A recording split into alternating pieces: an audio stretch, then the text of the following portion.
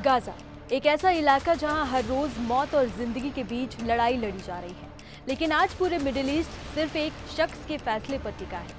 क्या जंग रुकेगी या फिर भड़केगी? और कौन है ये व्यक्ति जो गाजा के भविष्य का फैसला करेगा? चलिए इस वीडियो में डिकोड करते हैं इस पूरी खबर को। नमस्कार, मेरा नाम है अनुषी गुप्ता और आप देख रहे हैं एनडीटीवी इंडिया।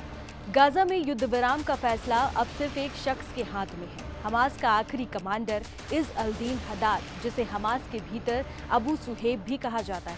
ये वही आखिरी सैन्य कमांडर है जिसके हाँ या ना कहने पर यह तय होगा कि गाजा में खून खराबा रुकेगा या जारी रहेगा। सुहेब की कहानी भी कम दिलचस्प नहीं है। 1987 से हमास के साथ जुड़े हुए हैं। कई बार इजराइल ने उन्हें मारने की भी कोशिश की, लेकिन हर बार बच निकले। पूरे परिवार को खो चुके हैं, लेकिन लड़ाई से पीछे नहीं हटे। गाजा से लेकर तुर्की और कतर तक इनके अंडरग्राउंड नेटवर्क की कहानियां चर्चा में रहती हैं। अब आते हैं असली मुद्दे पर। अमेरिकी राष्ट्रपति डोनाल्ड ट्रंप ने एक 20 सूत्रीय शांति प्रस्ताव दिया है। इस प्रस्ताव के तहत इजरायली सेना तय टाइमलाइन पर गाजा से हटेगी और अरब देश इसकी गारंटी देंगे। सुनने में ऐतिहासिक लगता है, लेकिन इसके भीतर छिपा पेच सबको उलझा रहा है। दरअसल व्हाइट हाउस के दो बड़े नाम स्टीव विटकॉफ और जेरेड कुशनर चुपचाप इजरायली पीएम बेंजामिन नेतन्याहू से मिले। 6 घंटे लंबी उस मीटिंग के बाद तस्वीर पूरी तरह से बदल गई। इस मीटिंग में नेतन्याहू ने 2 अहम बदलाव किए। पहला ये कि इजरायली सेना तभी गाजा से हटेगी जब हमास अपने सारे हथियार डाल देगा, यानी बिना हथियार छोड़े कोई वापसी नहीं। और दूसरा, पूरी प्रक्रिया में इजराइल को वीटो पावर मिल गई है। अब अगर किसी भी वक्त इजराइल को लगे कि शांति डील उसके हित में नहीं है, तो वो अकेले ही इसे रोक सकता है। यही 2 शर्तें अरब देशों को खटक गई। उनका कहना है कि अब ये साझा समझौता नहीं रहा, बल्कि इजराइल की सुरक्षा का केंद्र में रखकर लिया गया एक तरफा दस्तावेज बन गया है।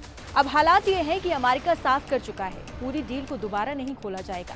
हाँ, हमास से कुछ छोटे बदलावों पर बात हो सकती है, यानी गेंद अब हमास के पाले में है। तो बड़ा सवाल ये है कि क्या हमास इन सख्त शर्तों को मान लेगा और शांति की ओर कदम बढ़ाएगा, या फिर एक बार फिर गाजा में शांति की उम्मीदें टूट जाएंगी।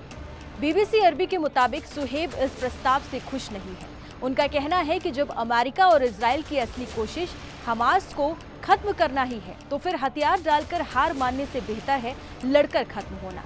यानी आज सवाल सिर्फ इतना है, क्या हमास इस डील पर साइन करेगा और गाजा में खून खराबा रुक जाएगा, या फिर नेतन्याहू की सख्त शर्तें पूरे मिडिल ईस्ट को एक नए संकट की ओर धकेल देंगी।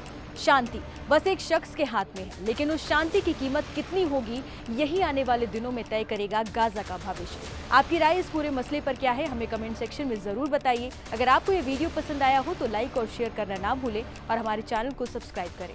नमस्कार।